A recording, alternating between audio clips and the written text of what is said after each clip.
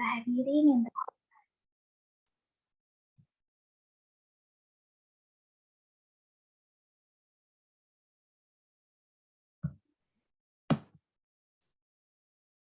Selamat datang dan selamat bergabung di webinar kami dengan judul Ada Apa Dengan Keluarga. Sebelum memasuki bincang-bincang kita kali ini, teman-teman kami minta untuk mengisi link atau scan barcode untuk kehadiran yang telah kami siapkan. Sembari menunggu teman-teman semua mengisi link kehadiran, kita telah kedatangan 4 narasumber kece-kece yang akan membantu kita memahami materi kali ini. Kira-kira ada siapa aja ya?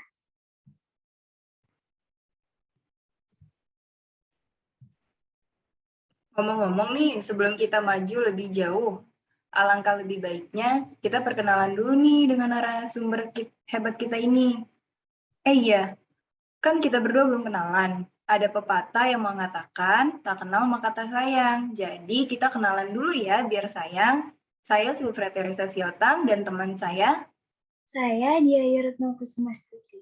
Nah, sekarang kita langsung aja nih perkenalan dengan narasumber kita yang kece-kece nih.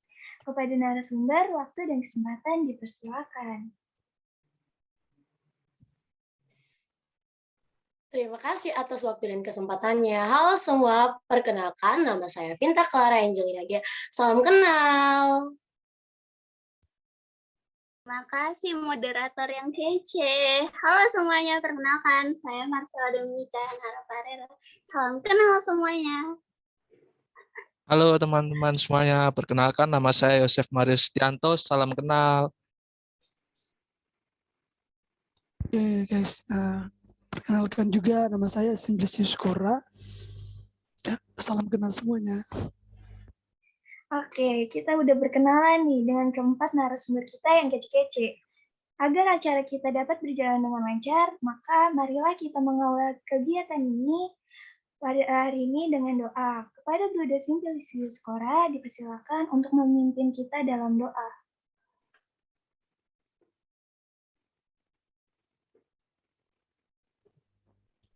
Oke teman-teman, Romo Bruder Frater, mari kita siapkan hati untuk berdoa.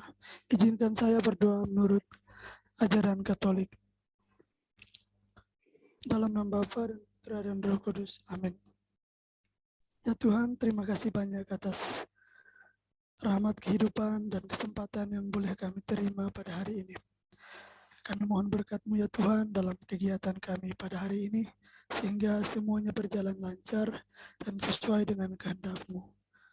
Berkatilah jaringan kami juga ya Tuhan, semoga tetap baik dan apa yang kami sharingkan bersama dalam kegiatan kami hari ini dapat bermanfaat bagi kehidupan kami. Nama-Mu tetap kami puji, kini dan sepanjang masa. Amin. Dalam nama Bapa dan Putra dan Roh Kudus. Amin. Terima kasih Bruder Simply karena telah memimpin acara kita ini dengan doa. Baik teman-teman semua, kali ini kita akan membahas putar film Layangan Putus dan Keluarga Cemara. Nah, kira-kira narasumber kita pada tahu nggak ya tentang film yang lagi viral-viral ini nih? Tentang apa ya kira-kira? Nah, salah satu dari kita pasti ada juga nih yang belum nonton kan? Nah, mending kita langsung saksikan bersama aja yuk cuplikan dari Layangan Putus berikut ini.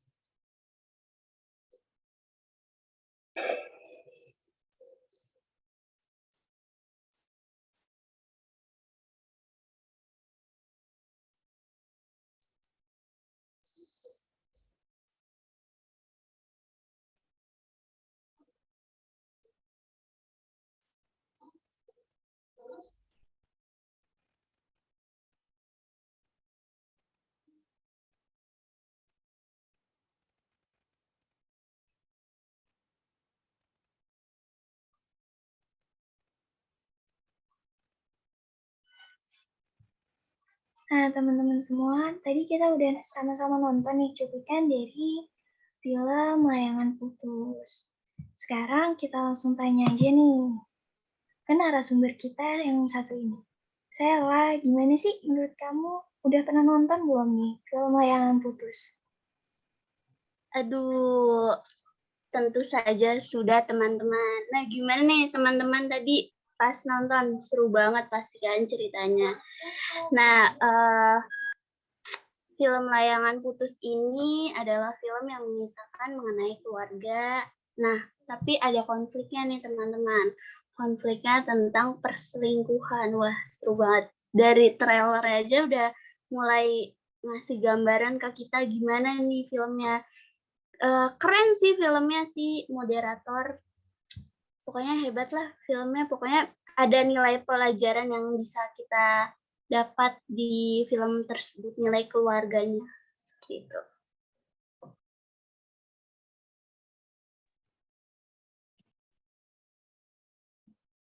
Wah, menarik ya filmnya. Oh iya, sebelumnya teman-teman mau minta maaf nih kalau suaranya nggak kedengaran. Tadi ternyata ada kesalahan teknis. Oh iya, teman-teman di rumah gimana? Kalian udah pada nonton belum filmnya?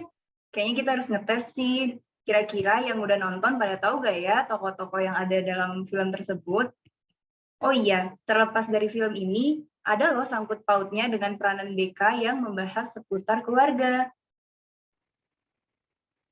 Nah, bener banget nih. Soalnya dalam dunia BK sendiri ada berbagai jenis layanan. Nah, salah satunya ini adalah layanan konseling keluarga. Nah, coba nih teman-teman, tulis jawaban kalian di kolom chat, kira-kira siapa aja sih pemeran dalam film Layangan Putus ini?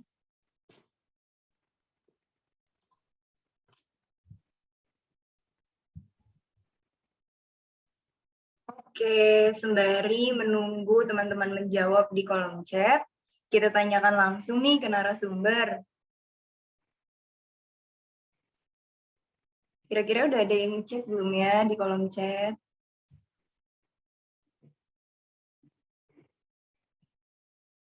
Wah, ada yang belum nonton nih, Sel. Oh, ternyata belum ada yang nonton. Nggak apa-apa, nanti bisa kita tonton bareng-bareng. Nah, dan kayaknya juga ada teman-teman yang malu nih dijawab di kolom chat. Kita langsung tanya aja ya sama narasumber kita selanjutnya. Gimana nih tanggapan dari Yosef? Betul banget jawaban.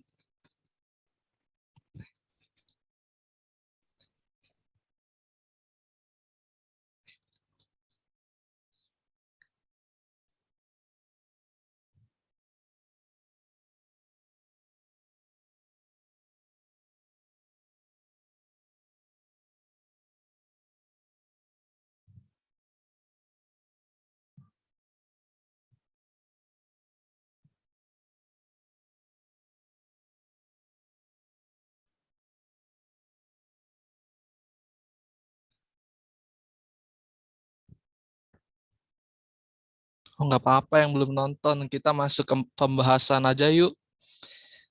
Silahkan pembahasannya. Nah, karena emang banyak banget yang dari kita belum nonton nih, jadi kita langsung aja nih tanya ke narasumber kita seperti apa sih karakter dari tokoh-tokoh dalam film tersebut.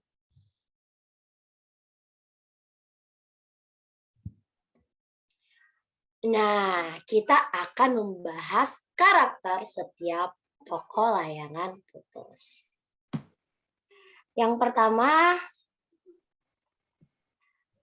ada Kinan yang memiliki karakter penyayang dan memiliki sifat keibuan. Ia sayang kepada keluarganya walaupun ia dalam keadaan hamil. Ia mulai mencurigai suaminya ketika gerak-gerik suaminya sudah mulai tidak beres. Jangan salah, insting seorang istri tidak pernah salah. Yang kedua yaitu ada Aris, yang berperan sebagai suami Kinan. Aris merupakan sosok yang baik bagi anaknya, tetapi tidak baik menjadi sosok seorang suami. Mengapa demikian, teman-teman? Karena Aris telah berselingkuh kepada seorang gadis cantik, wanita cantik. Padahal istrinya sedang hamil tua. Wanita cantik itu siapa sih? Nah, ia itu bernama Lydia yang berperan sebagai selingkuhan dari Aris. Ia memiliki wajah yang cantik dan rupawan. Siapa sih teman-teman siapa sih laki-laki yang tidak tertarik kepada wanita cantik ini? So pasti semua tertarik dong. Oh my god, itu wanita cantik, gue tertarik. Pasti dong, itu semua laki-laki. Tapi seharusnya Lydia harus mengingat bahwa Aris itu telah berkeluarga. Ia telah tahu tetapi ia tidak peduli. Dan yang terakhir yaitu ada Raya yang berperan sebagai anak dari Kinan dan Aris. Raya sosok anak yang ceria, ramah, sayang kepada orang tuanya. Tetapi ia mulai membenci sang ayah ketika ibunya jatuh saat mengambil telepon. Tetapi ibunya menjelaskan kepada Raya bahwa ayahnya itu sedang ada klien dan Raya mulai kembali percaya kepada ayahnya dan sayang kembali kepada ayahnya.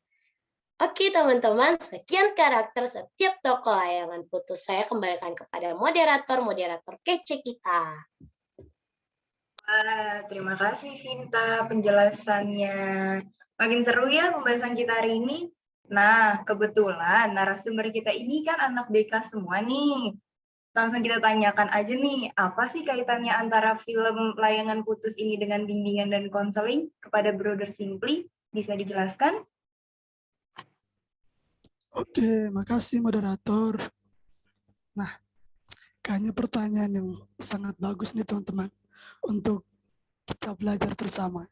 Jadi gini teman-teman, jadi hubungan antara film tadi dengan dunia BK ya, itu adalah yang pertama-tama kita lihat di sana ada permasalahan dan juga yang dialami oleh setiap individu. Di sana adalah pribadi sang tokoh itu sendiri dan juga secara kelompok yang dialami oleh dalam hal ini keluarga ya. Nah, intinya gini teman-teman, permasalahan dalam keluarga itu tidak terlepas dari dunia bimbingan dan konseling.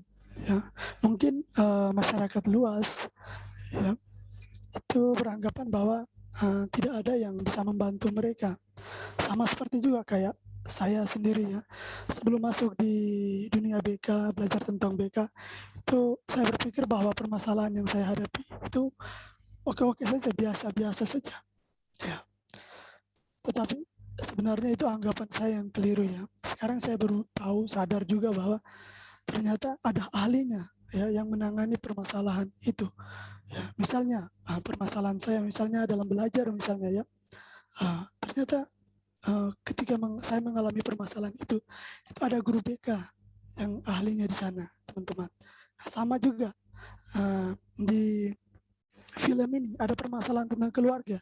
Kalau kita berbicara tentang dunia BK itu ada bidang yang spesifik yang ahli di bagian itu bidangnya adalah marriage and family therapy, itu bahasa Inggrisnya.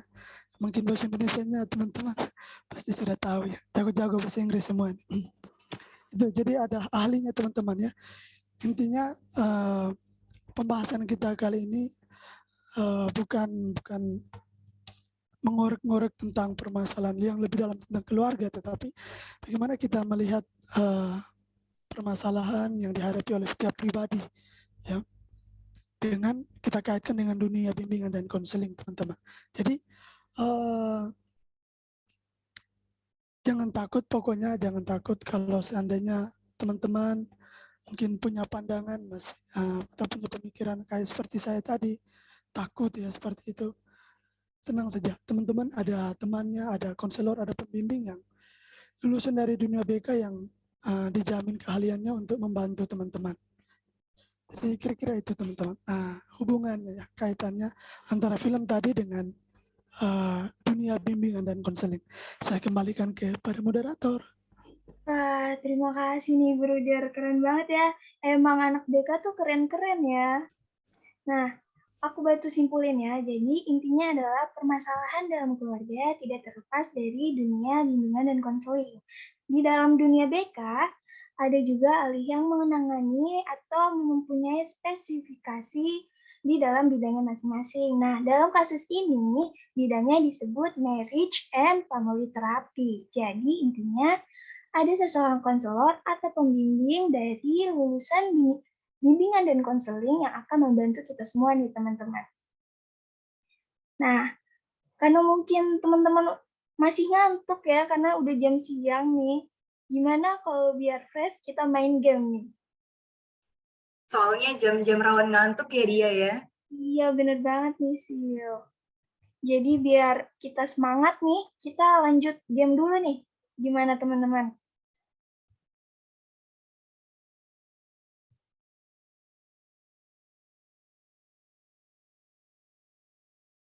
Oke, teman-teman. Game kita pada hari ini yaitu game tebak gambar. Ini pasti udah nggak asing lagi ya di depan teman-teman game kita ini. Jadi, mari kita mulai. Nah, sebelum mulai, aku mau bacain aturan bermainnya dulu nih. Yang pertama, setiap peserta akan berkesempatan menebak judul film dengan clue yang ada pada layar. Untuk menebak, peserta diwajibkan untuk open mic dan open kamera dan menyebutkan nama. Ketiga, setelah moderator menyebutkan nama pemain, baru diizinkan untuk menjawab.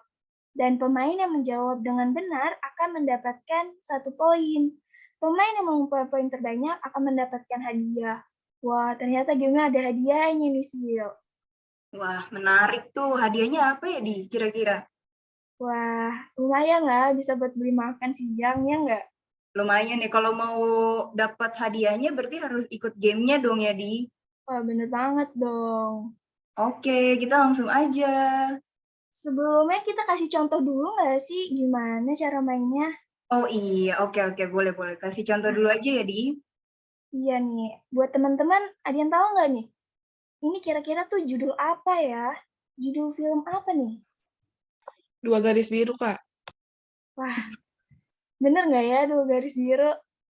Coba nih kita lihat jawabannya.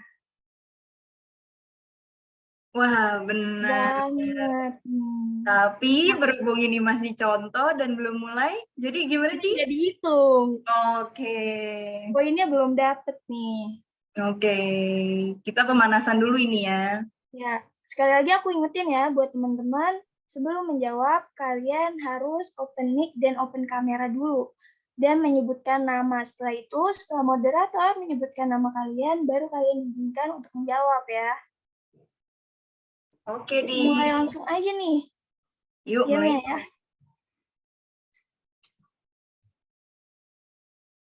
Kira-kira apa nih soalnya?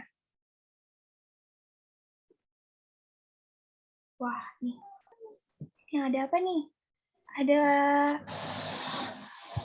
Ada Anastasia, udah raise hand tuh, Di. Wah, boleh nih Natasha, bisa open kameranya. Oke, jangan lupa on mic juga. Keluarga Cemara bukan, Kak? Masa sih? Bener gak ya? Bener gak, Di? Bener dong. Bener nggak ya? Emangnya iya? Yaudah deh, kita lihat jawabannya deh.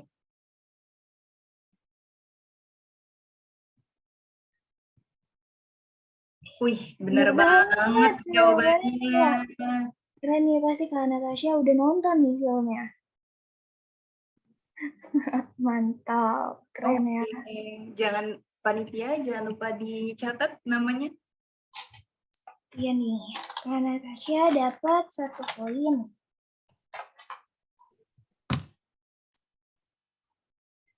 Oke, selanjutnya.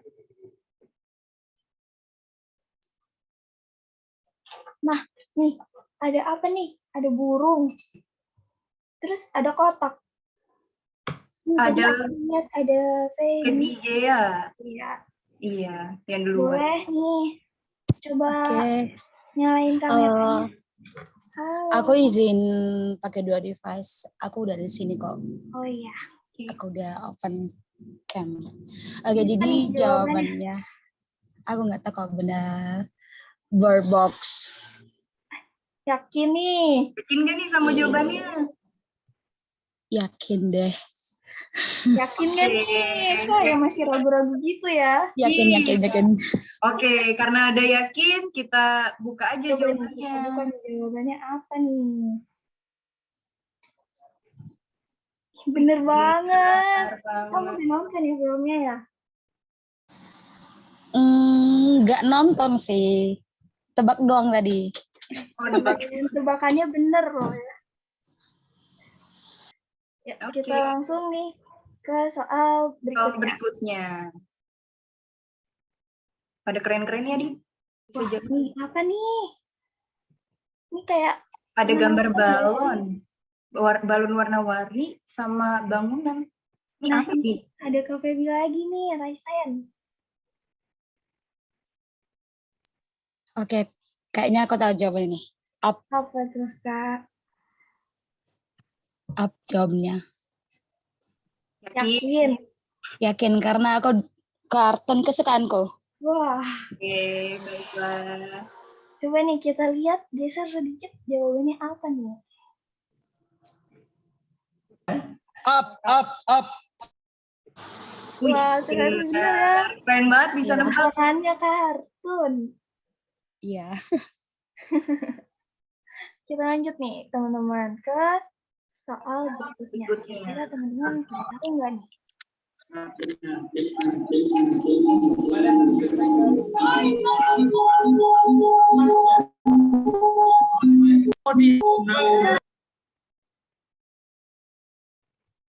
Ayo boleh dilanjut ke slide selanjutnya.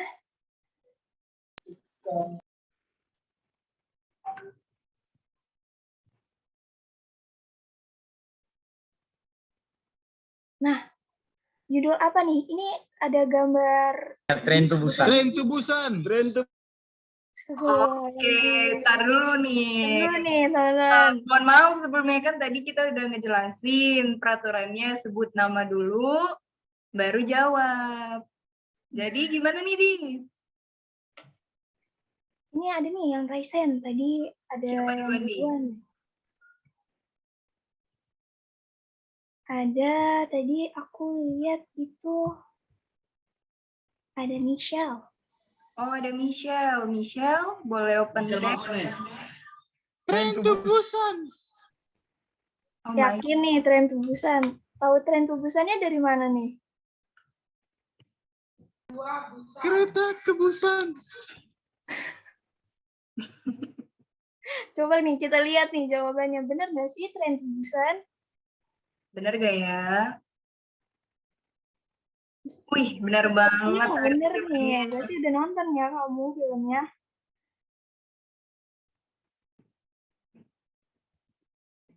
Lanjut ke soal berikutnya. Oh, berikutnya.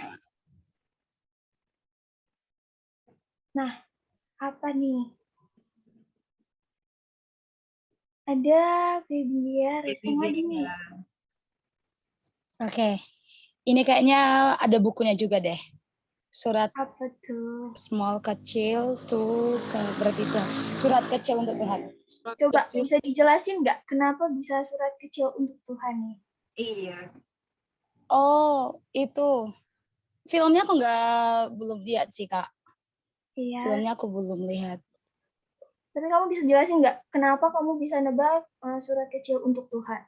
Jadi gini, kan ini surat yang semuanya kan. Terus small itu kalau diartikan ke bahasa Indonesia itu artinya kecil kan. Terus tambah tuh berarti ke. Terus ini tadi aku bayangin raja.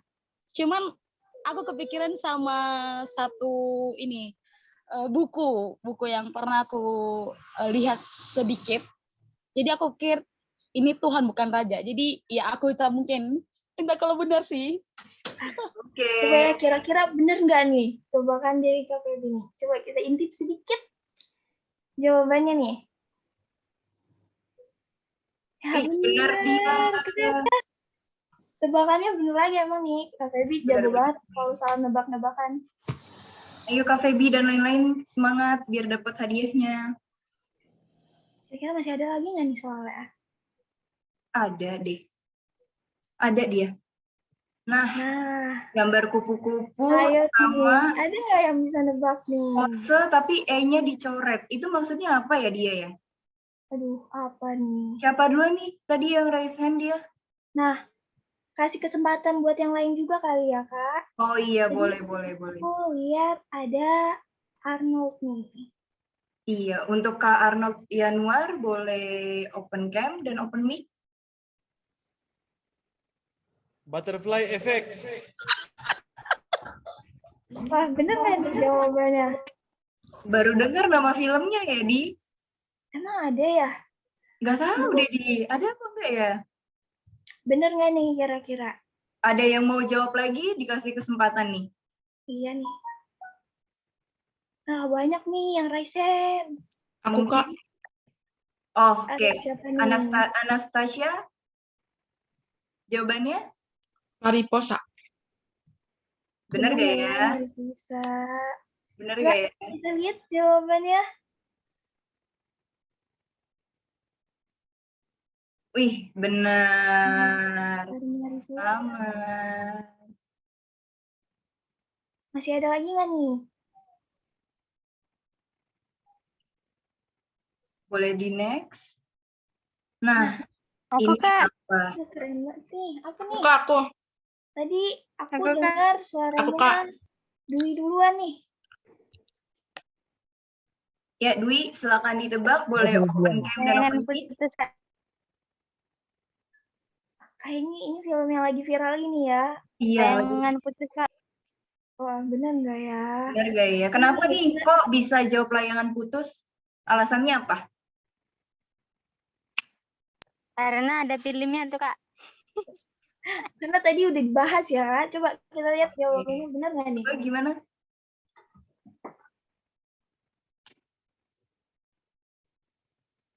Wah, benar. Dapat 1 poin, Dwi. Nah.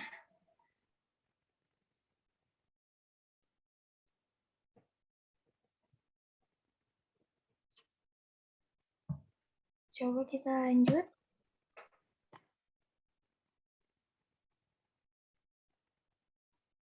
Nah, luar biasa banget nih ya teman-teman yang ikut bermain dalam game yang tadi.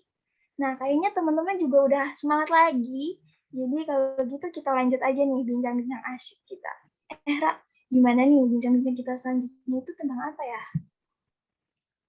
Wah, gila sih ini semangat teman-temannya membara banget sih, Di. Salut. Iya, udah semangat lagi nih mau lanjut bincang-bincangnya. Oke, jadi kita lanjut aja ya, Di. Boleh dong. Jadi bincang-bincang asyik kita selanjutnya adalah kita akan bedah lagi nih film berikutnya, Di. Wah, apa tuh? Kepo ya? Mau Iya, tahu aku kepo aja, tahu banget nih dia. Aduh, aku udah penasaran banget nih, pengen tahu nih. Oke, karena dia dan teman-teman pasti udah penasaran, jadi film berikut yang ingin kita bedah adalah Keluarga Cemara. Wah, makin asik ya pembahasan kita kali ini. Film Keluarga Cemara itu tentang pohon cemara bukan sih? Enggak dong, masa yang diceritain pohonnya aja. Setahu aku nih, yang pasti ceritanya tentang manusia deh pokoknya. Tapi kurang tahu sih, mendingan kita tanyain aja nih sama teman-teman yang ada di Zoom ini. Kira-kira pada tahu gak ya film Keluarga Cemara ini? Ya nih, coba siapa tahu teman-teman udah nonton, bisa ceritain kita gimana sih film Pohon Cemara itu tentang apa? Tentang keluarga, Kak. Wah, tentang keluarga nih. Ada yang jawab. Oke, selain tentang keluarga, tentang apa lagi ya kira-kira? Kehidupan di keluarganya, Kak, yang jatuh bangun, tapi tetap bersama. Anjay. Keren jawabannya, keren. Jawaban dari teman-teman kayaknya ini udah pada nonton. Jadi karena yang jawab juga lumayan, kita tonton ulang nih cuplikannya, Kak. Iya, benar. Oh iya, benar banget sih ini semua jawabannya. Nah, karena teman-teman udah udah memberikan jawaban yang keren, tapi bakal lebih seru lagi kalau misalnya kita tonton cuplikannya sedikit nih. Siapa tahu ada yang lupa kan? Silakan menonton dan menyimak.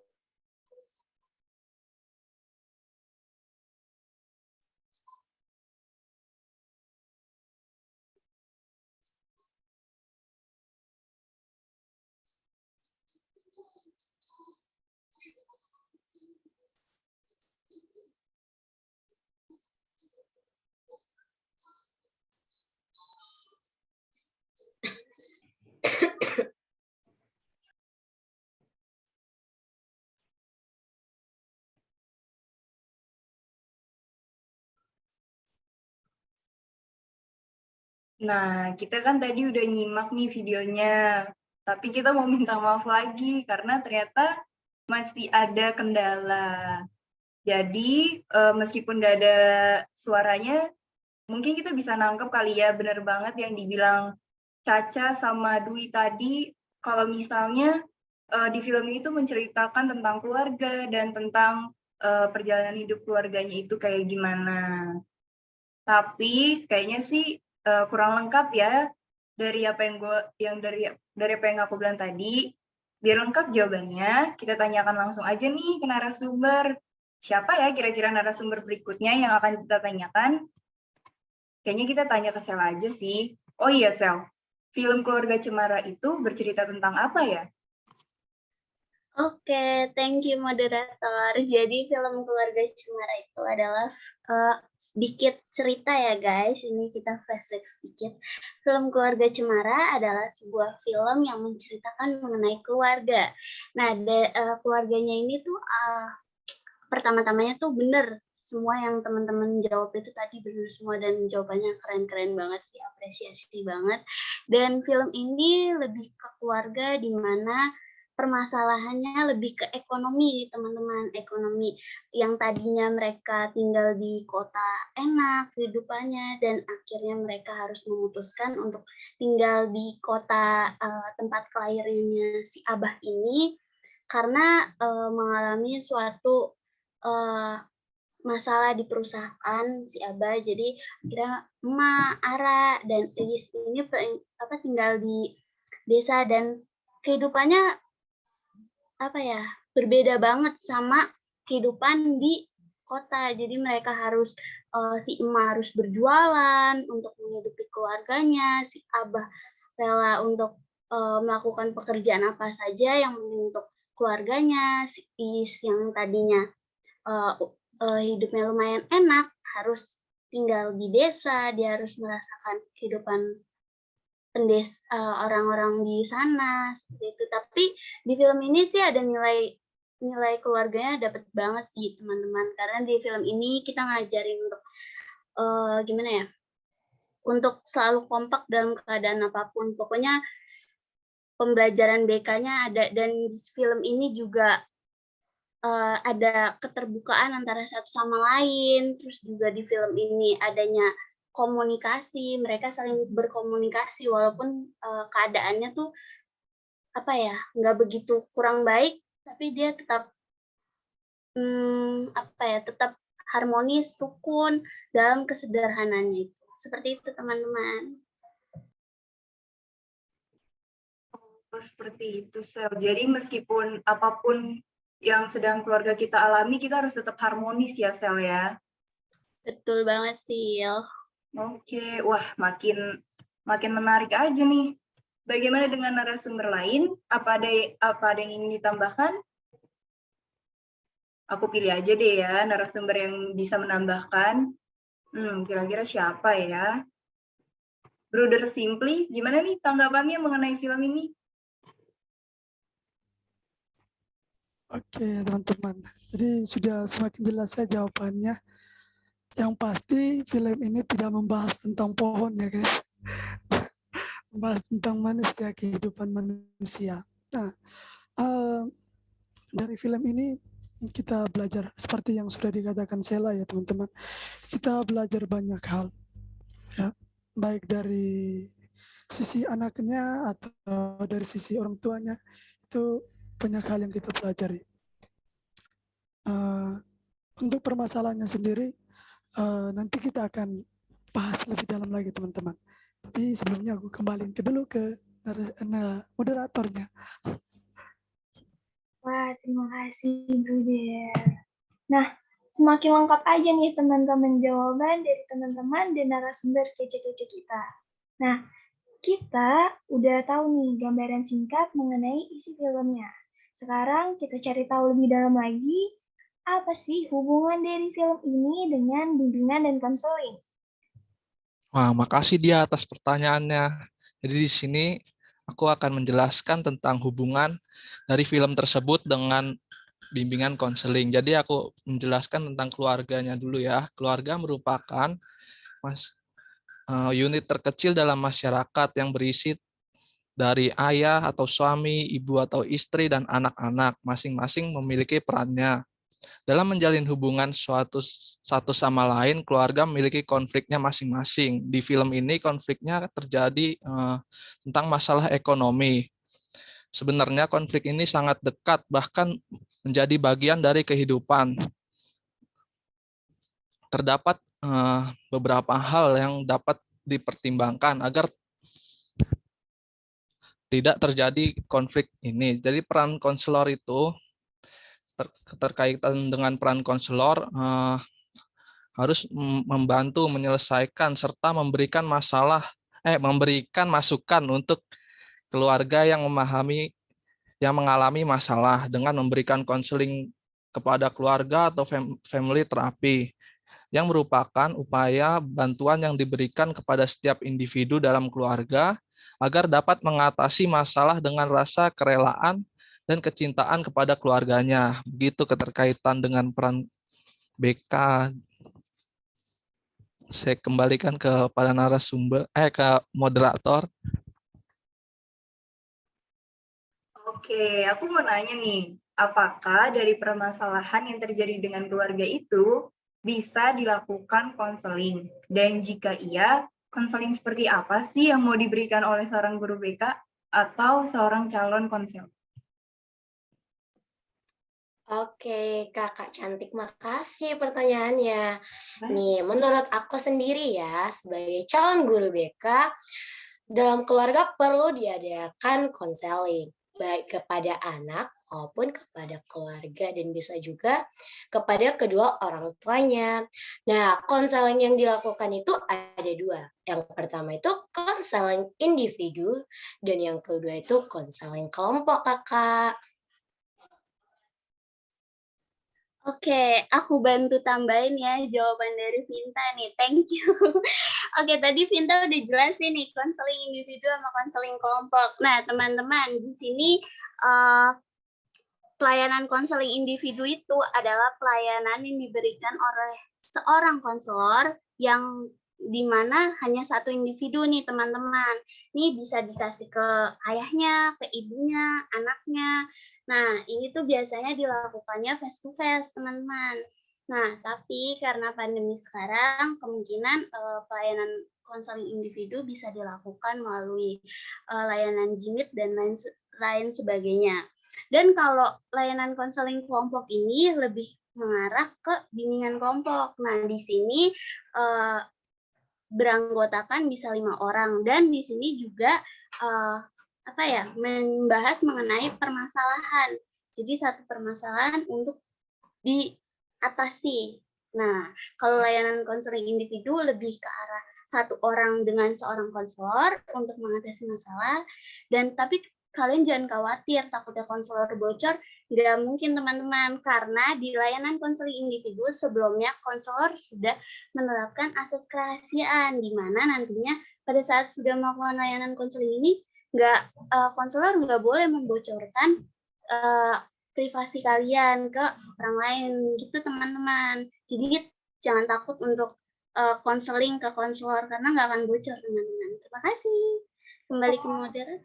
Tambah menarik lagi nih. Serius deh, aku makin penasaran nih. Kayak apa sih bentuk atau contoh dari layanan bimbingan dan konseling ini?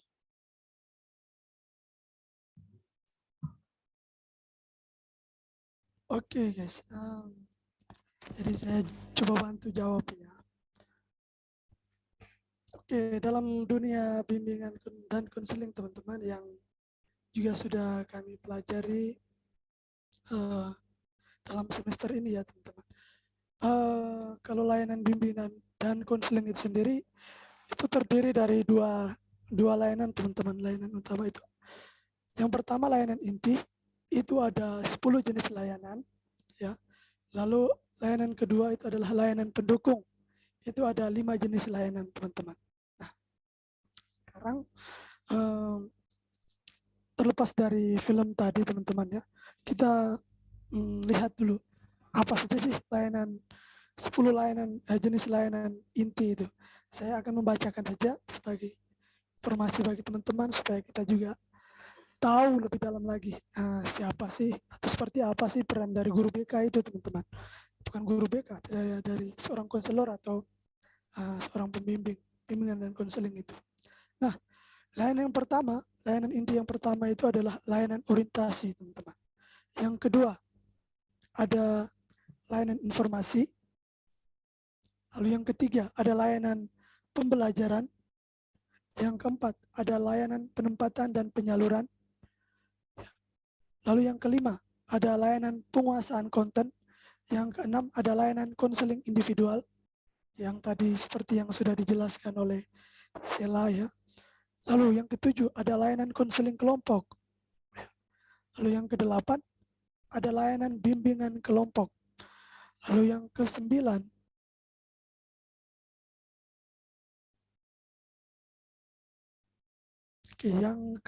ada layanan konsultasi.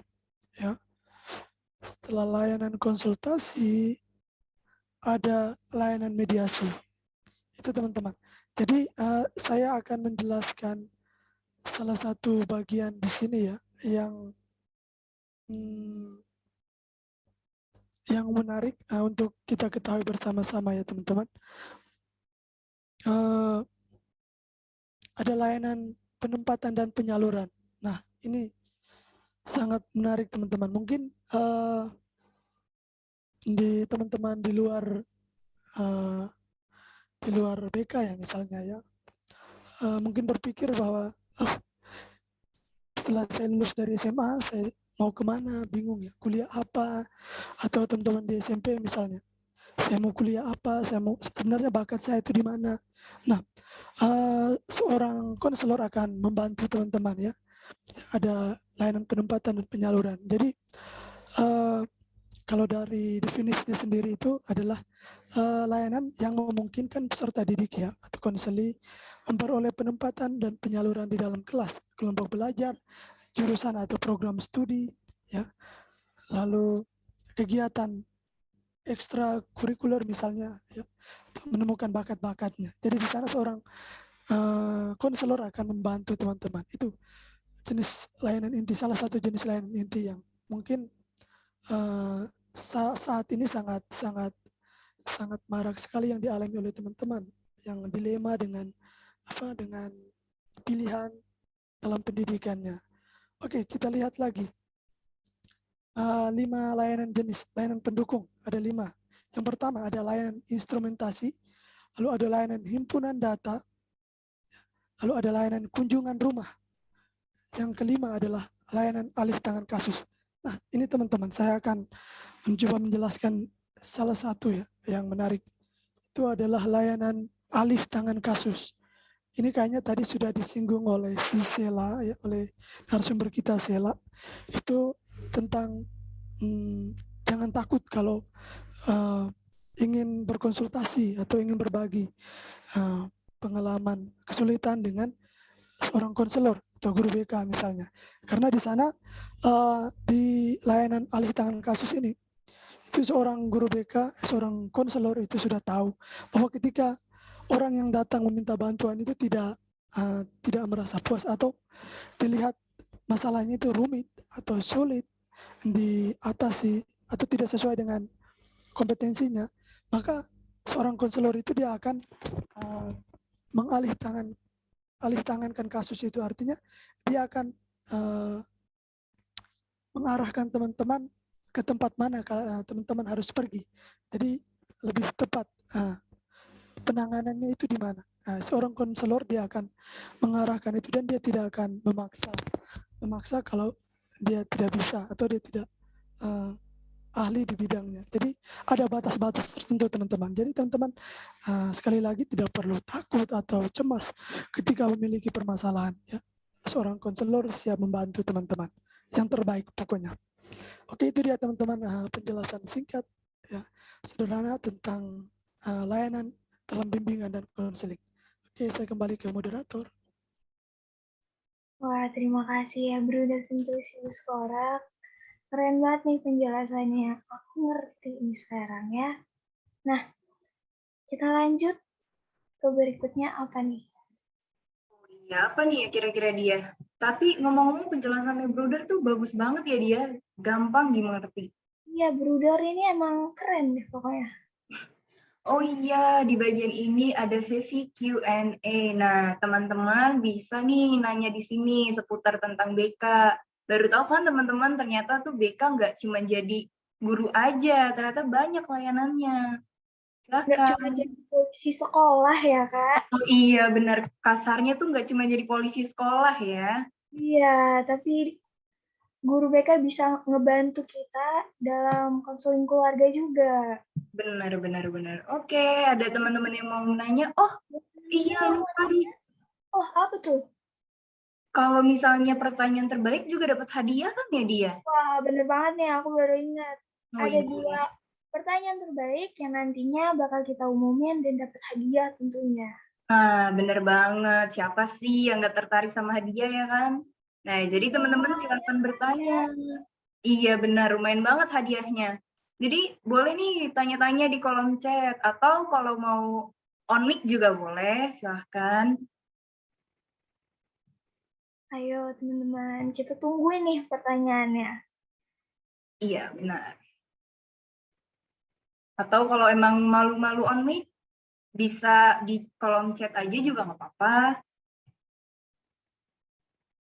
Nanti jawabannya, pertanyaannya akan dijawab sama narasumber yang kece-kece ini loh. Benar banget. Nah, ada Kak Feby nih, raise hand. Iya. Silakan Kak, boleh di on mic. Oke, cek. Masuk. Dengaran? Ya, sudah. Oke, menarik ya, karena keluarga kita kan lahir di keluarga. Aku mau nanya gini, tadi itu ada tentang kayak guru BK nggak bakal bocorin tentang setiap kita yang mau konsul ke mereka gitu. Nah, ada nih berapa ya, mungkin nggak semua, cuma ada beberapa cerita yang kita dengar tentang gimana seorang guru BK yang banyak nih yang konsul ke dia, tahu-taunya dia kayak jadi bahan cerita gitu ke orang-orang dan bahkan dia langsung sebut nama orang yang pernah konsul ke dia. Nah, itu bagaimana ya, Kak? Mereka bakal dapat apa? Dan tentunya kita sebagai yang konsul nih bakal sangat rugi. Nah, terus kitanya gimana gitu loh? Wah, keren nih pertanyaannya, bagus banget. Kira-kira dari narasumber siapa nih yang mau menjawab pertanyaan dari Kak Feby? Oke, aku boleh bantu jawab. Ntar kalau yang lain mau jawab boleh.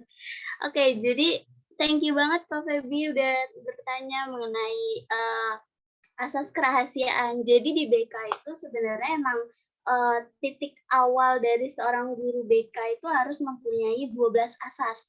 Nah, asas yang paling utama itu sebenarnya asas kerahasiaan. Karena di situ tuh si konselor harusnya nggak boleh bocor. Nah, kalau kasusnya seperti Kak Feby cerita tadi, ada yang bocor, kemungkinan kalau dia masuk kayak keanggotaan APKIN dan keanggotaan organisasi BK lainnya, kemungkinan akan dicabut atau dikasih peringatan nih Kak. Nah, sebenarnya tuh seorang konselor itu dia boleh membocorkan rahasia si konseling ini jika si konseling ini membahayakan keselamatan diri si konselor dan juga orang lain, dan juga membahayakan keselamatan diri dia. Misalkan nih Kak, si konseling ini ceritanya pengen bunuh diri atau pengen ngebayain diri dia dan juga orang lain. Nah, kita boleh nih ngebocorin rahasia itu.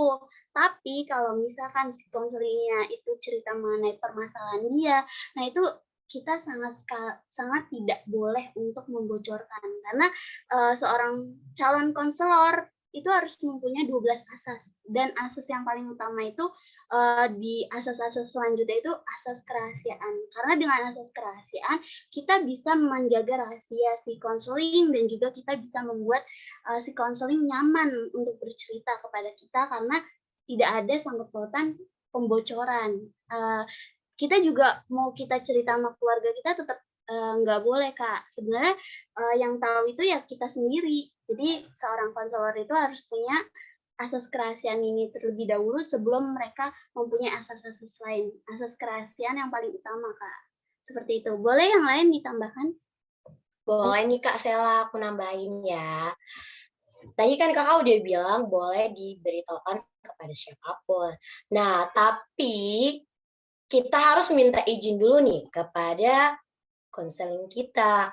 Kita boleh nggak sih bocorin rahasia dia? Kalau dia bolehin, baru kita beritahu kepada orang lain, mau kepada orang tuanya, kepada guru, baru. Kalau tidak diperbolehkan sama sekali oleh konseling, kita tidak boleh membocorkan rahasia tersebut, kakak. Boleh nih, narasumber lain, ayo tambah nih. Oke, gue tambahin lagi ya. Nih.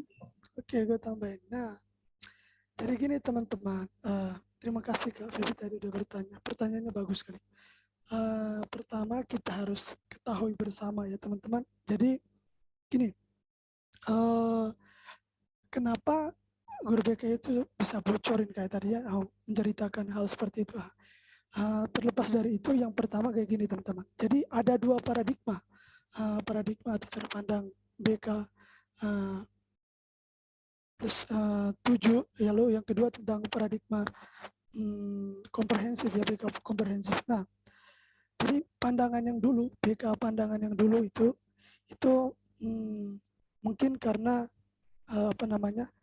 pembelajarannya atau materi-materinya mungkin kurang apa ya, kurang, itu mereka hanya menangani orang-orang yang bermasalah saja.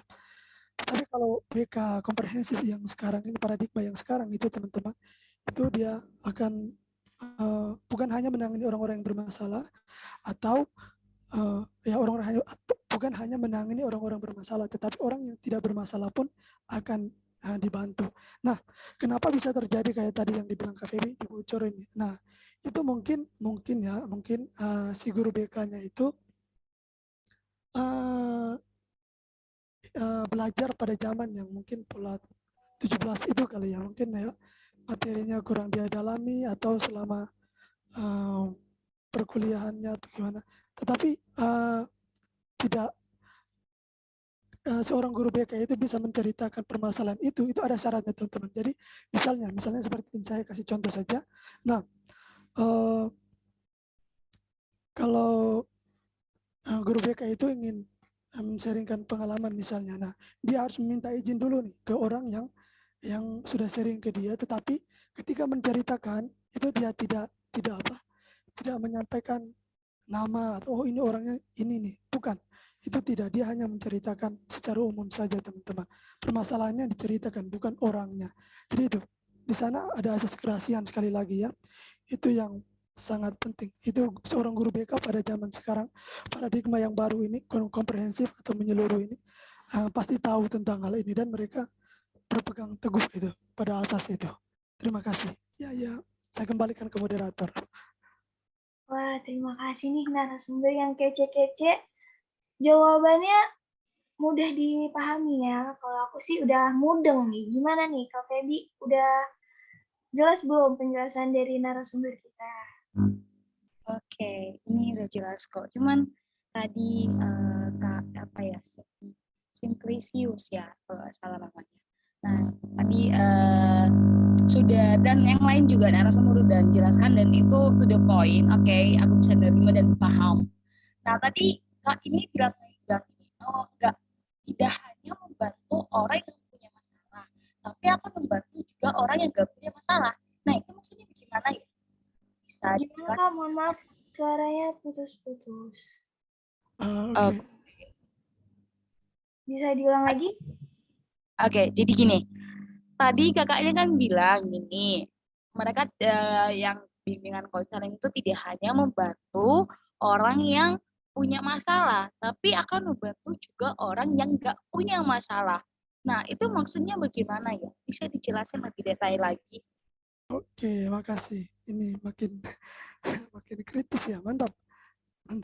Jadi gini, tadi saya hanya menjelaskan tentang paradigma itu ya. Jadi tadi yang saya katakan bahwa orang yang tidak bermasalah pun akan dibantu. Artinya seperti ini teman-teman. Jadi ketika guru BK yang sekarang ini atau paradigma yang baru, paradigma komprehensif sekarang ini, itu membantu orang yang tidak bermasalah dalam artian seperti ini. Misalnya itu sebagai teman atau sahabat, jadi dia selalu mendukung ya.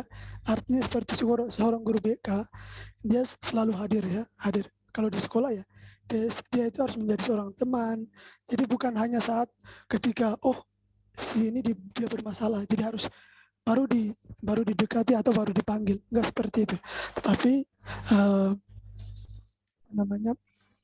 pada saat-saat dimanapun apapun kondisinya, itu seorang guru BK juga selalu siap sedia menerima itu. Mungkin sebagai teman sharing, bukan hanya sharing masalah, sharing apa yang lucu-lucu tentang apapun itu bisa. Seperti itu sih yang penjelasannya. Bisa dimengerti ya Kak? Atau gimana nih? Atau belum puas silakan. Gimana nih Kak Feby? Penjelasan dari narasumber kece kita, Bruder Simplicius. Apa udah dimengerti? Bisa ditambah nggak ya narasumber lain, mungkin bisa nambah, jadi agak kurang ini sih. Wah, ternyata Kak Feby masih belum puas nih sama jawaban Bruder. Sekali lagi, mau dijelasin sekali lagi ya. Oke, gini. Jadi pertama ini dulu. Saya jelaskan ada dua nih, paradigma biar Kak Feby juga tahu. Jadi paradigma yang dulu, 17+ itu, boleh dikatakan guru BK itu seperti anggapan guru BK itu polisi sekolah. Mungkin saya sendiri juga pernah merasakan itu ya. Kalau guru BK itu dia hanya memanggil orang yang ada masalah di sekolah baru dipanggil. Sedangkan hari-hari biasanya ya dia hanya di ruangan atau seperti itu misalnya, tidak mempedulikan itu. Nah,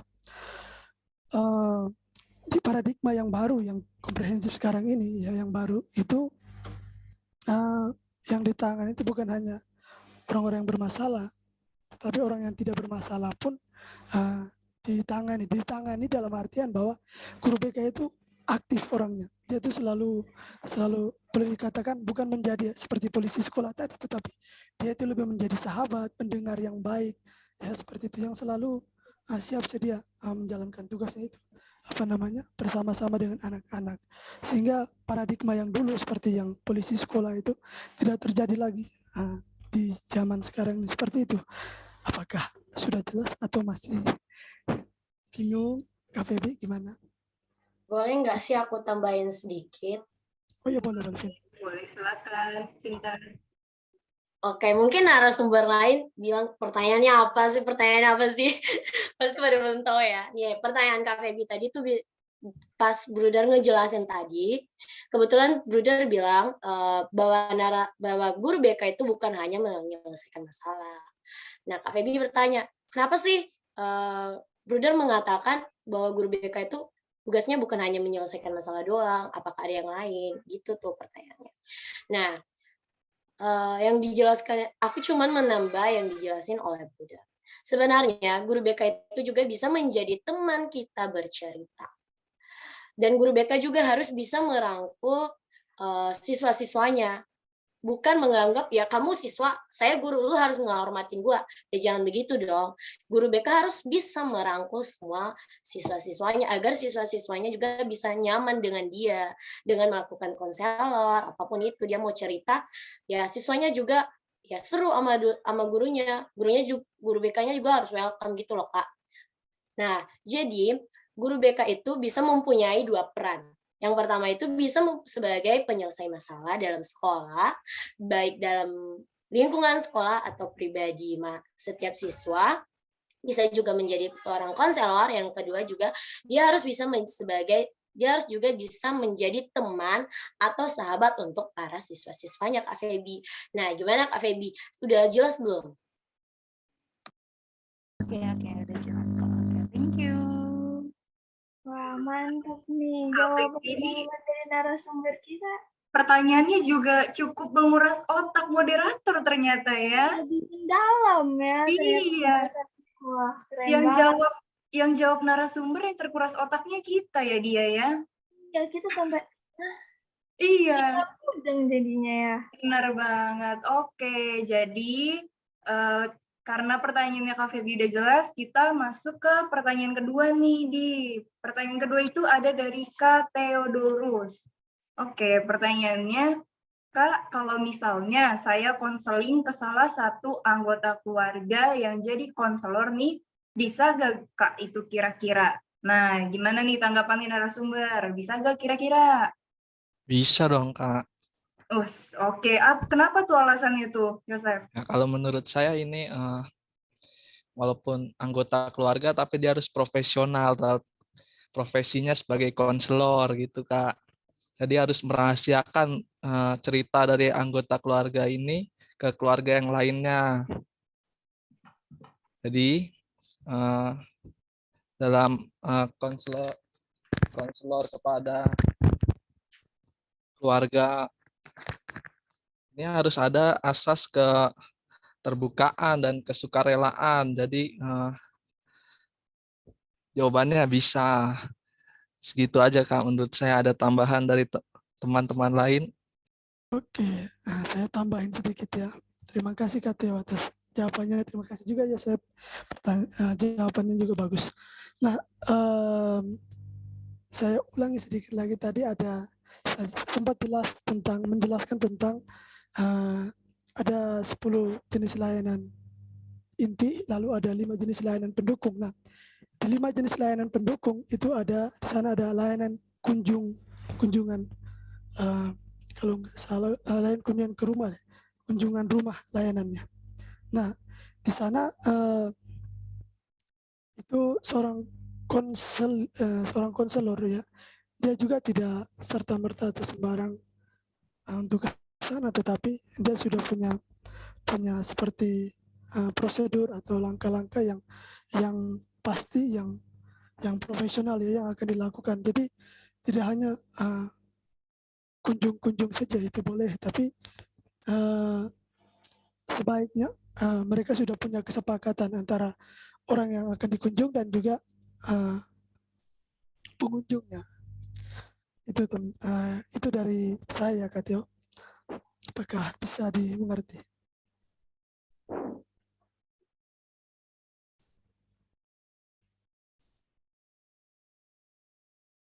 Oke, merangkum dari jawaban Yosef dan Bruder. Mungkin kalau dari pandangan aku sendiri nih Kak, sebagai mahasiswa bimbingan konseling juga, jika mereka berdua antara antara konseli dan konselor sudah ada kesepakatan, meskipun konselornya ini merupakan keluarganya konselor, ya nggak apa-apa itu bisa dilakukan asal tetap menjaga kerahasiaan dan juga bisa menjaga etika sebagai konselor kayak gitu. Nah, terus konselor ini juga harus bisa menempatkan dirinya meskipun dia keluarganya konseli, tapi balik lagi si konselor tidak boleh membocorkan apapun yang diceritakan oleh keluarganya. Seperti itu, Kak. Apa bisa dimengerti, Kak?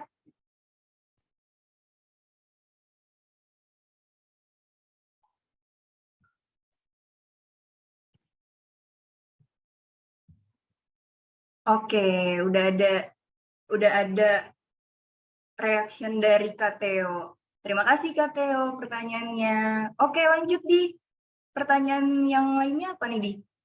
Aduh nih, aku bacain ya pertanyaan dari Pacem. Bagaimana kalau dalam keluarga adanya rasa insecure antara orang tua dan anak? Apakah keluarga tersebut akan berantakan atau dengan rasa insecure itu akan membuat keluarga semakin harmonis? Nah, gimana nih narasumber? Aku boleh bantu jawab, ntar tambahin ya guys, moderator yang lain. Oke, jadi thank you banget nih Kak Pacar udah ngasih pertanyaan, bagus banget pertanyaannya. Oke, sebenarnya di dalam hubungan keluarga itu harus ada keterbukaan nih. Nah, kalau misalkan keterbukaan antara keluarga saling terbuka, misalkan dia ngerasa insecure. Nah, kalau ini insecure karena berantakan atau dengan rasa insecure itu akan membuat keluarga semakin harmonis. Enggak, sebenarnya cerita sih. Setiap keluarga itu harus menceritakan apapun yang dia rasakan. Dia harus terbuka antara ayah, ibu, anak, dan anggota keluarga lainnya. Karena kalau misalkan kita udah terbuka ya satu sama lain, misalkan kita ngomong nih ke mama, misalkan, "Mah, aku insecure gara-gara ini." Terus gimana ya, Mah? Itu justru sih kalau menurut aku ada keringanan di dalam hati buat cerita. Karena sebenarnya rasa insecure itu ini sih kayak anggapan kita, bisa kita melihat sosmed terus kita insecure, bisa kita ngeliat kehidupan orang lain kita insecure. Jadi gimana cara pandang kita menilai insecure itu? Insecure bagus biar kita lebih baik lagi ke depannya, tapi gimana kita menilainya? Nah, kalau di dalam keluarga ini penting banget, dimana penting untuk jangan insecure lah satu sama lain antara anak sama orang tua. Kita harus saling terbuka, intinya itu sih kalau aku. Begitu. Boleh yang lain, moderator?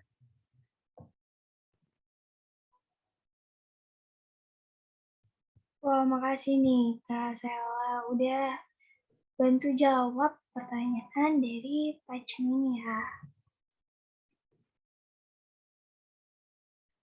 Nah, gimana nih Kak? Udah ngerti belum jawaban dari narasumber kita yang kece satu ini?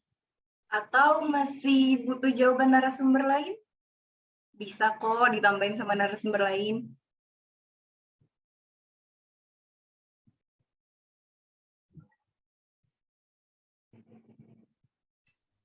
Kayaknya udah cukup ngerti nih.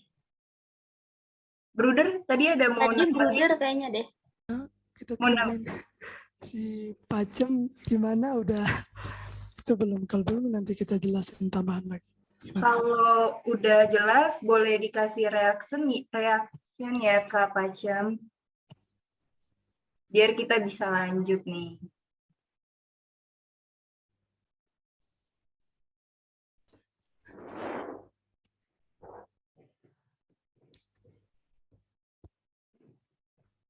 Oke, terima kasih jawabannya sudah sangat. Oke, terima kasih, Kak. Pertanyaan terakhir, sepertinya ada tadi Dedi pertanyaan terakhir itu. Iya nih, ada nih. Aku bacain ya, Kak. Oh, boleh, Di. Nih, aku mau nanya, Kak. Aku tuh ketika mau sharing masalah ke konselor, tapi aku selalu malu. Nah, bagaimana caranya untuk mengatasi rasa malunya? Gimana nih narasumber kita? Ada yang bisa bantu jawab? Oke, saya coba ya. Mantap Pacem, hidup ya Pacem. Pertanyaannya bagus nih, teman-teman. Oke, ini memang suatu kenyataan ya yang tidak mau kita terima itu, bahwa banyak anak-anak juga yang mempunyai masalah tetapi takut atau malu untuk sharing ke seorang konselor ya. Nah, untuk tanya bagaimana caranya untuk mengatasi rasa malu, itu sebenarnya mungkin orang konselor ya bersyukur ya pada saat ini Pacem yang bertanya ini hadir di sini bisa langsung tahu jelas bahwa oh ternyata guru BK itu atau seorang konselor dia itu bukan polisi sekolah, dia itu adalah sahabat ya, teman seperti itu ya, itu bisa langsung. Jadi mungkin si Pacem bersyukur karena bisa tahu ya bahwa saat ini bisa tahu bahwa seorang konselor itu ternyata bukan polisi sekolah, seorang sahabat. Nah, sekarang kita bahas tentang rasa malunya ini. Tidak apa-apa kalau malu, itu juga bagus ya, satu perasaan, berarti masih hidup. Mantap. Mungkin agar apa ya, agar tidak malu ya, mungkin bisa langsung disampaikan ke orang lain atau ke teman-temanmu untuk meminta bantuan, untuk menyampaikan, oh saya ada keluhan ini, bisakah saya bertemu dengan seorang konselor, seorang guru BK, bisa minta bantuan perantaran orang lain juga bisa. Kalau seandainya Pacem malu ya begitu ya, malunya tinggi banget ya, boleh minta bantuan dari teman-teman lain, dari orang lain supaya sebagai perantara.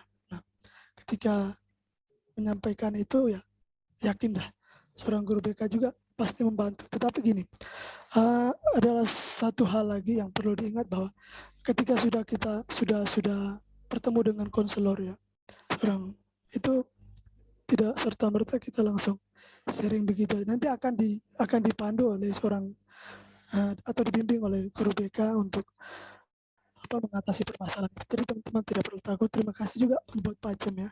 Mudah-mudahan bisa mengerti dan bisa men-sharingkan juga kepada teman-teman bahwa guru BK itu adalah sahabat temannya. Itu, terima kasih.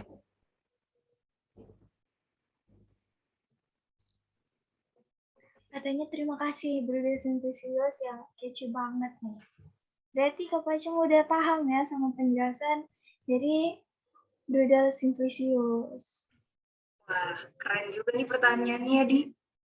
Iya ya, pada kadang kita juga ada rasa malu ya.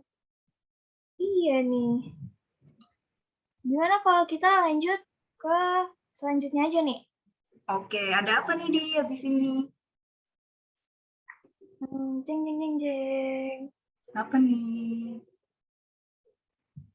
Wah, pengumuman nih. Pengumuman apa nih, Di? Pengumuman ice breaking dan pertanyaan terbaik nih, teman-teman. Nah, di sini kalian bakalan dapat hadiah nih. Kira-kira siapa nih ya yang bakalan dapat hadiahnya? Waduh, siapa nih kira-kira nih? Ada yang ngerasa jadi pemenang nggak nih? Coba yang merasa jadi pemenang, raise hand. Boleh kasih reaksinya? Nah, nanti dari pemenang ini bakalan dihubungin sama kita buat hadiah, pemberian hadiahnya secara personal. Benar banget. Lumayan nih hadiahnya bisa ngasih gizi ke bayi-bayi cacing yang ada di perut kita nih. Lumayan dia. Banget, lumayan nih. Udah sore gini kan. Iya, Kayaknya Pak. untuk nyemil. Iya, benar. Sore-sore gini, capek ikut webinar, habis itu ngemil. Enak banget ya dia ya. Apalagi hadiahnya dari sini nih. Iya, mantep banget dah. Oke ya dia. Jadi karena kayaknya udah pada nggak sabaran lagi nih. Siapa sih pemenangnya dia? Aduh, boleh banget nih. Aku bakal ngumumin dari pemenang ice breaking game kita tadi nih. Jeng, Kira-kira jeng, siapa jeng, nih yang siapa ya kira-kira ya? Soundnya manual aja ya dia ya. iya nih. Tadi itu gamenya seru banget ya, Kak. Wah, parah, seru banget. Nah, kira-kira siapa nih tadi yang ngumpulin poin terbanyak? Pada game ice breaking. Nah, ya. Kira-kira siapa ya? Jeng, jeng, jeng. Selamat buat Kak Feby. Buat Kak Feby nanti bakal dihubungin sama kita lewat chat personal ya, Kak. Nah, selanjutnya ada dari pertanyaan terbaik nih. Kira-kira siapa nih? Oke, siapa ya Kak? Pertanyaan terbaik nomor 1 nih Kak. Kira-kira siapa nih Kak? Tadi tuh pertanyaannya keren-keren banget nih. Iya benar. Pertanyaannya tuh nguras otak ya Kak ya? Sampai susah nih nentuin pemenangnya siapa karena pertanyaannya luar biasa banget nih. Sampai kita bingung mau milih yang mana yang bagus ya Kak? Iya bener banget nih. Kira-kira siapa nih? Kira-kira siapa ya pemenangnya? Kayaknya langsung aja deh biar nggak penasaran dan kayaknya udah nggak sabar ya, udah capek nih. Iya, oke langsung aja Kak. Dia siapa tuh pemenangnya? Pemenang buat pertanyaan terbaik yang pertama ada Kak Pacem. Selamat Kak Pacem. Nanti hadiahnya bisa tunggu dikonfirmasi oleh tim kami ya Kak. Dan buat pertanyaan terbaik kedua, yaitu ada dari Kak Theo. Selamat ya buat Kak Feby, Kak Pacem, dan Kak Theo. Selamat untuk para pemenang. Oh. Oke, dia boleh dilanjut.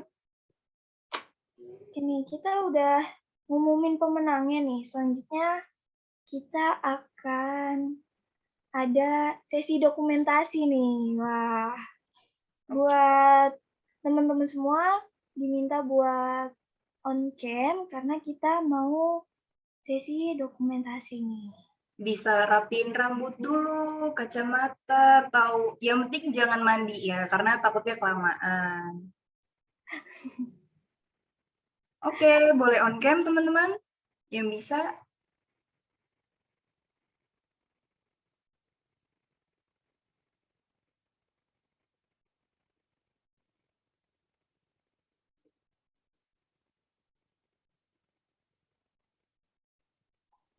Udah kali ya dia. Masih banyak yang belum nyalain nih. Oh, masih banyak ya, takutnya ada kendala jaringan sih di. Oke, Kak Pacem udah nyalain. Siapa lagi nih yang mau nyalain lagi? Hai Kak, salam kenal.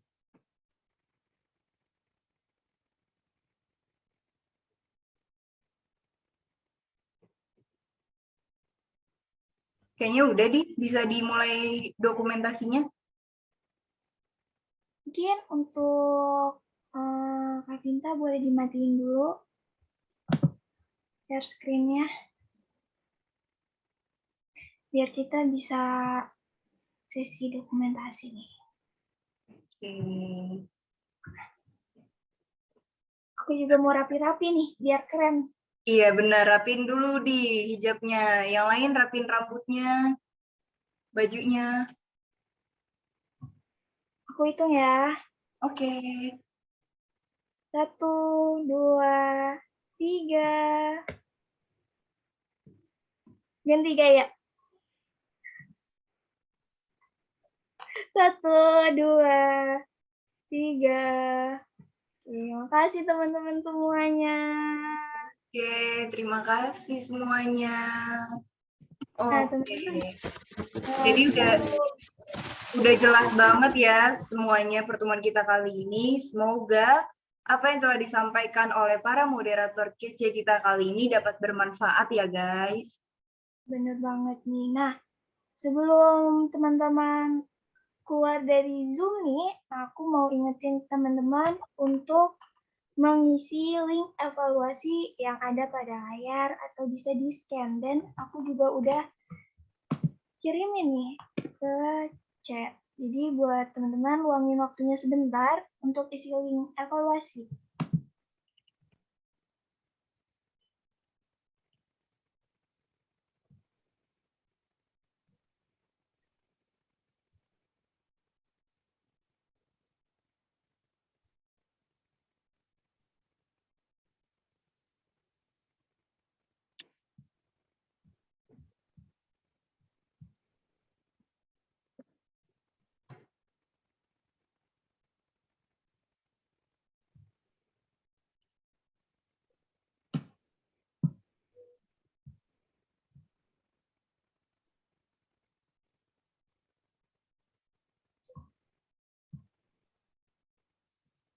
Oke, biar nggak nunggu-nunggu terlalu lama lagi nih, Di. Siapa tahu yang lain ada kegiatan kan ya?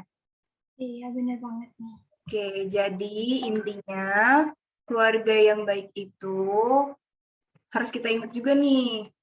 Keluarga yang baik dibangun dengan cinta, dimulai dengan kasih sayang, dan dipelihara dengan kesetiaan. Nah, sebelum kita doa penutup, apa udah isi link evaluasinya? Kayaknya udah deh, kita masih bisa tunggu juga. Oke. Oke, Bruder Simply bisa dipimpin doanya?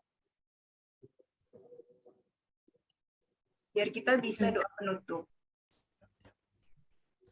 Oke, baik teman-teman, Romo, kakak tingkat, Pater Bruder, mari kita siapkan hati untuk berdoa. Izinkan saya sekali lagi berdoa menurut ajaran Katolik. Dalam nama Bapa dan Putra dan Roh Kudus. Amin.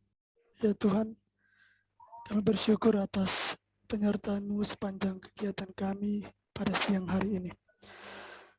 Semoga apa yang telah kami bagikan, kami sharingkan bersama dalam kegiatan kami ini, boleh kami hidupi, boleh kami terapkan dalam hidup kami sehari-hari, dan juga kami bagikan kepada orang-orang lain yang membutuhkan. Ya Tuhan, berkatilah kami juga dalam kegiatan kami selanjutnya, semoga semuanya berjalan sesuai dengan kehendak-Mu. Ampunilah kami ya Tuhan, jika selama kegiatan kami di siang hari ini tidak sesuai dengan kehendak-Mu, ampunilah kami dan bimbinglah kami ya Tuhan sesuai dengan kehendak-Mu. Nama-Mu tetap kami puji kini dan sepanjang masa. Amin. Dalam nama Bapa dan Putra dan Roh Kudus. Amin.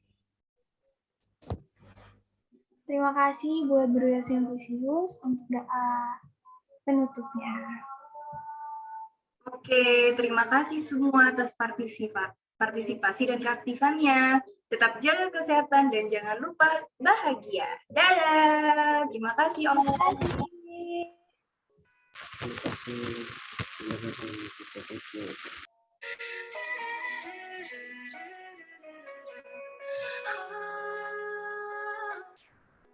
Thank you.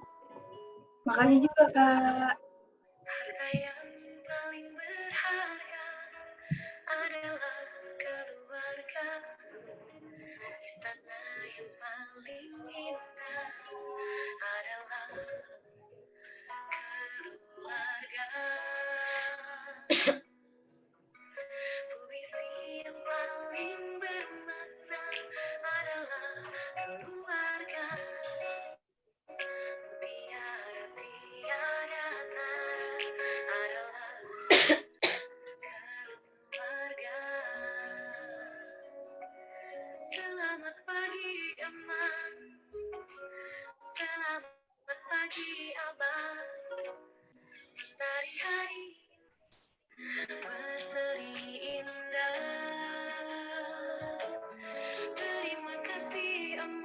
Amin. Amin. Makasih.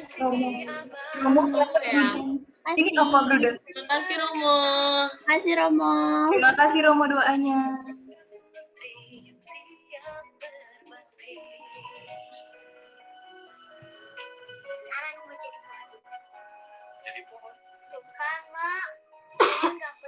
Baik. Baik, gua matiin screen-nya ya. Share screen-nya, record-nya. Matiin.